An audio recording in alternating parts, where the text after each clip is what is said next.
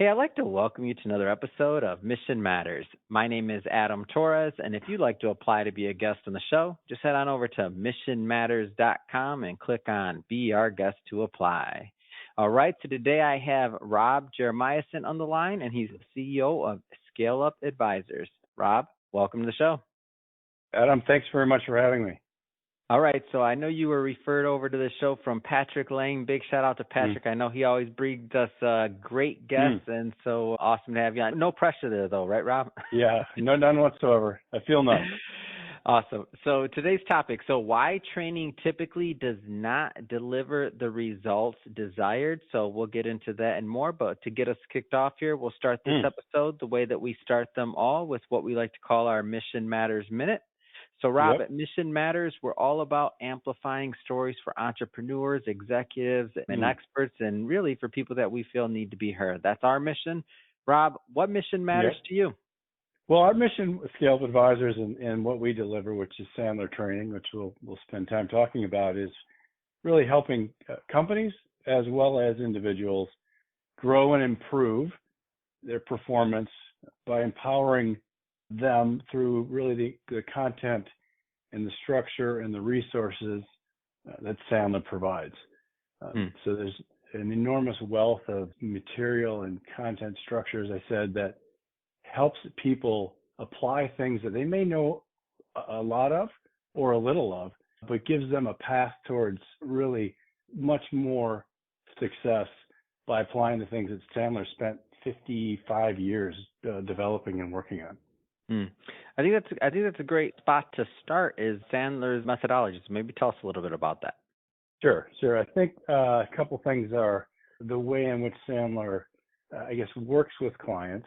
There's some things that are a little bit different about it, which is kind of what you alluded to at the beginning, which is why Sandler has been so successful addressing things that commonly happen with training, which maybe don't work as well as designed as hoped, or deliver the return that are hoped and expected for in many traditional type of training. The focus of Sandler and the methodology of it is a couple things. One is the process and piece of it, a well-defined structure, a process. That's the what, right? That guides people effectively, and that's the how, in their sales or relationship process, or in growing and developing their business, right? So that's one thing. The other couple of important areas are around building better habits, right? So training specifically on the techniques or the skill side of it, but a lot of time on the behaviors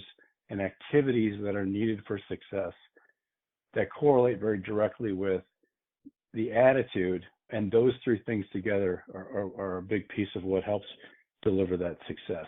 Another component would be focusing on understanding first, not selling, right? So learning about the prospect, uncovering the real problems through questioning that get to the root of things and find the impact of problems, so that then your efforts around what you actually do provide, what you do sell, what you do offer, are focused on the right things, right? And so that's often glossed over by many people. So that's a big one. And then really the training and the way in which we deliver it, focusing on enabling people to put things into practice quite easily, a little bit of training over a longer period of time that helps develop and create permanent change, right? So that delivers consistent, lasting success. So that would be how I would maybe describe that answer.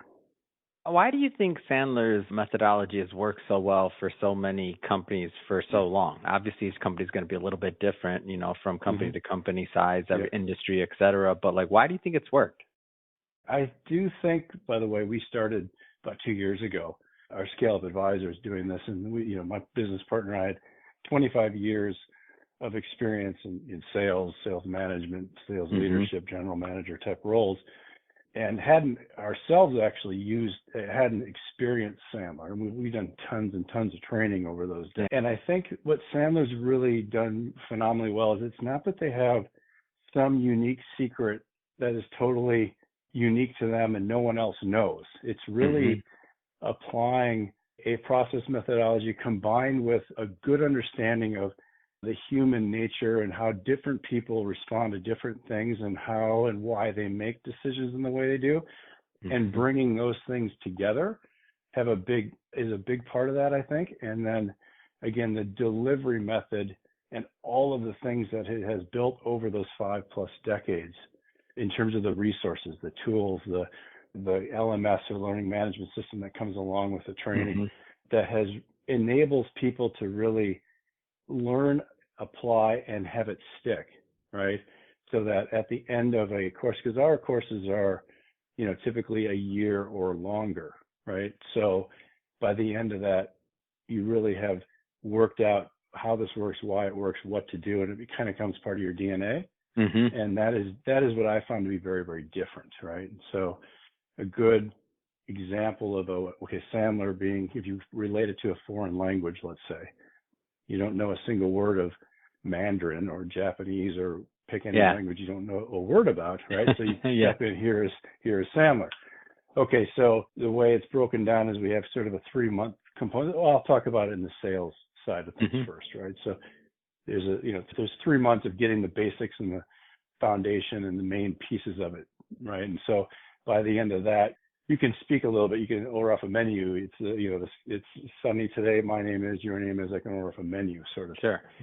Then you step into the next 9 months, which we call the sort of that mastery portion. And a couple months into that, you're really starting to get it. You're applying it easier. You're seeing results coming in, and you're conversational now, right?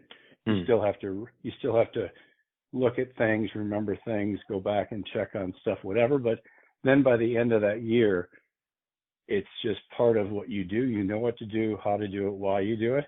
And it's just part of your process, if you will, every day. That's like equivalent to, let's say, fluency of a language, if that makes sense. Yeah, it definitely does. And so you mentioned sales a couple of times, and I'm a big fan of sales and sales processes and kind of digging in there. Where do you find that sales engagement often goes wrong? Where it often goes wrong, I think, is typically a salesperson, regardless of product or industry or serve whatever it is they have. Their goal in mind is, I found someone that, looks and smells and acts like they might have a need, and I have a goal of selling them what I have. And so everyone has you start a process of learning a little bit about them. And as soon as the first thing that comes down the pike of, these are the problems I'm having, or we're not doing that, people will grab onto it and go, man, I know how to do this, and go straight into fix-it mode. And they'll start telling them all of how their solution, their offering, their product, their service is wonderful, perfect. I mean, it might be the greatest product in the history of the world, right? But the other side of the table, or the other side of the phone call or Zoom session, doesn't really care about that. They want to, because you haven't really uncovered what matters to them, what's really happening, what the problem is. People launch into the sales mode as soon as they see an opportunity. That's a big challenge. And I think the Sandler approach to it is the methodology, the process, that type of stuff is all around qualification of the prospect. In other words, the prospect has to qualify for your time for you to be of any value to them, right? And so with that, you're really looking at uncovering the real problem, uncovering, do they have the money? Are they willing and able to spend the money they need to fix said problem? And then how do they make a decision? And is that decision process and who's involved, the what, where, when, how, and why, does it make sense? And do you want to take part in that, right? So if the answer is yes to those three things, okay, great. You've uncovered everything. You've also probably had a lot of the objections if you've gone through that well. And then at the end of the process is the actual selling part, right? Which is addressing what you have that fixes the problems that we've already talked about, right? So I think that's one reason why sales engagements often go wrong, is because the focus is not on really the prospect, the client. It's more of, how do I sell what I have to them? Yeah, it does. Like, what kind of industries? Is this for, higher dollar products, like more consultative? Is this more like how you applied this? Maybe give me an example or so on how you've seen this applied. So it's like, who's it fit for, I guess, is one way to ask kind of what you're asking. So Sandler is fairly industry, if you will, agnostic. In other words, the things that we do apply to very broad range of that. The primary, I guess, market, or like my ideal prospect, is it's primarily B2B, not exclusively, but primarily B2B, relationship oriented type of engagement, and probably multi-step process is best suited for this. So it's not so much of a transactional nature type of sale. That's why a lot of consumer might not make sense. Some does, but much maybe won't. And or if it's kind of in a B2B, it's a very transactional. Maybe it's a one call, maximum two-step process. Less impactful, right? But much more impactful when it is relationship-oriented, multi-step in a B2B environment, if that answers the question. So we talked about sales a bit. Does this hit other areas of training as well? And if so, maybe elaborate a little? Absolutely. So think about it in four key buckets. We talked about sales. That's kind of the, certainly bread and butter for Sandler, where it started. The other areas would be around management and leadership. And those areas that area is primarily I guess you could say, the customer facing, revenue generating side of the business. And so that's the manager, the leader, the executive owner type of person, depending on the company and that sort of thing, looking at their leadership skills, where they're at now, where they want to be in the gaps, and working on those. Then it's the people side of that equation, right? How do we attract, identify, select, onboard, and grow our people to be the best they can to deliver the most for the business? And then the management of, let's just say, the business performance, right? How do we work with our people and coach them on the meetings and calls that they're having, the deal progression and process and strategy, and the pipeline management of our business as we go through whatever quarter, year, et cetera, right? And whatever those strategies are, and how do we operationalize those? That's one piece. Another one would be what we call organizational excellence, which would be more of your broad-based sort of your HR, ops, marketing, sales, service, delivery, post-sale, type of piece. And how, let's say, a company that might be $25 million has aspirations to be 50 or 75 or whatever over some 3-5 year period of time. The company at 25 versus 50 or 100 is a very different thing. So how do we plan and organize ourselves now as we develop and grow into that, and all the pieces that come into that? So that's another one. And then the fourth kind of bucket to think about would be customer care type of stuff, where it's really around communication and how do we handle things, objections and issues, more like a non-sales maker, but someone that interacts with your client base, right? Traditional customer care type of stuff, but it could relate to other things maybe internally, because it's very focused on communication skills, listening before responding, how do we address this, understanding who we're talking to, how do we best resolve the situation, that kind of thing. You mentioned that, a typical engagement can be, a year, right? And I do like the analogy you use of like equating it to like a language. And that right off the top just makes me feel like, well, of course if you want to learn a language, if you want to really have lasting change that isn't just, and I'm not against a one-day intensive or things like that. I mean, there's different trainings for different things, right? But that being said, if you want to have some long-term change, it is going to take some time, because you're just like learning another language. That being said, what is the delivery format like over the course of that year? Because obviously sometimes people hear that, they're like, whoa, we don't have time, or we don't have, so what is that? What does that look like? So there's a couple different ways to skin the onion, or peel the onion, I guess, or what have you, right? Which is the politically correct way, right? Yeah, exactly, right? Leave the animals out of it. Go ahead. Right, exactly.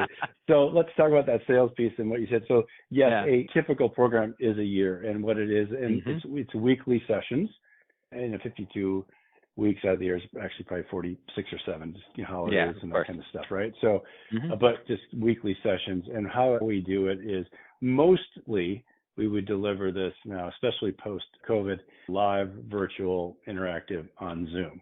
Okay, so they're 90-minute sessions, so they're robust in around a specific piece of content, and there's content delivery and training of it. There's breakouts that go, and how does this apply to you, and how are you going to work it, or maybe there's role playing and practicing, or we give you a resource or a tool to how you're going to do this thing in your daily work, et cetera, come back to the group, that kind of thing. And so there's a very methodical way in which the delivery of an enormous amount of content is broken down in bite-sized pieces. So at the end of it, you have the full picture. You're able to apply these things, and it's just part of your course of your daily life, if you will, right? So if that isn't the right fit for a company, there are other ways in which we can do it. And for example, that first 10 modules or close to 3 months that I talked about, we might do that in a 2-day session, right? Where we kind of accelerate it. It's 2 full days and we're doing it. Typically that works well if then the group's going to move into the next section, the next 9 months, and go into that weekly bit. So it accelerates it that way. Sometimes a client might just do that first 3 months, and they're going to just use that for now, and that's kind of going to be the plan for, for the moment. We're just going to do that. So that can be done in 3 months, or we could do it in 2 days, right? Yeah. And so there's different ways to meet the client need, right? It's up to them and us to work together on what is the right way to do this to give you the best result with the resources you have or the money that you have, right? So there's a couple different ways in which that can be delivered. Yeah. Well, Rob, just have to say it's been great having you on the show. I've enjoyed learning more about what you're doing over at Scale Up Advisors, and also, of course, Sandler's methodology. That being said, if somebody wants to follow up and connect and learn more, what's the best way for them to do that? I will probably just say I'm going to give you my email address. Comes directly to me. That's maybe the easiest thing. And that email address would be rob.jeremiassen@sandler.com. SANDLER.com. Wonderful. And for the audience, of course, we'll leave that in the show notes so that you can just, click on it and shoot Rob an email.